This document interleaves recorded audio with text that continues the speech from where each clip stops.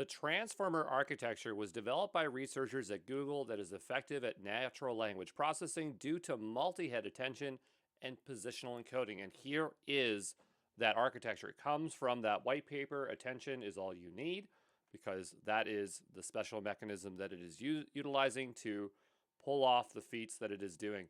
I try to remember what came before it. It was like CNNs and RNNs, so convolutional neural networks and recurrence neural networks.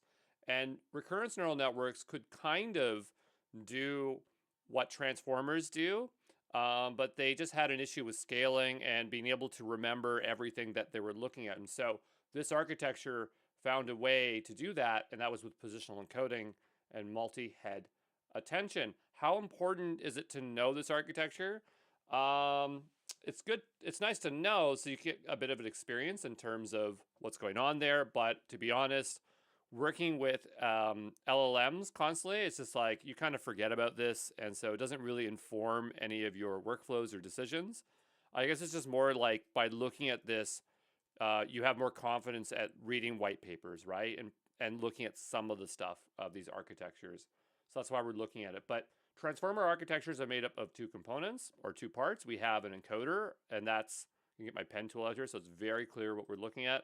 But it's this thing here, right? So that is our encoder. I'm just going to erase that there. And so you can get the idea that the one on the right is going to be our decoder.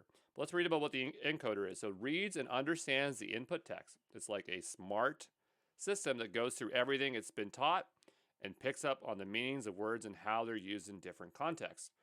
So that's the high level. And then the decoder, based on what the encoder has learned, this part generates new pieces of text.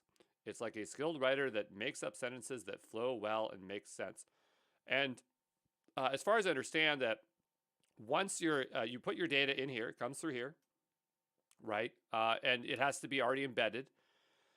And then once it goes through here, it's going to output that stuff, and it's going to go into here. And then each word, as it iterates through, it's going to go through here. Each word's going to go here. It's going to produce your sentence with the next word, and then it's going to go all the way down here, and then add the next word, and then feed all of this back in, and again and again and again. So it's just going to keep looping until it runs out of ability to write, or it decides to stop. And there are very specific components that we're going to look at, the multi-head attention and the positional coding. So we didn't really describe them here, but there they are, and you'll see them up close here in just a moment, okay?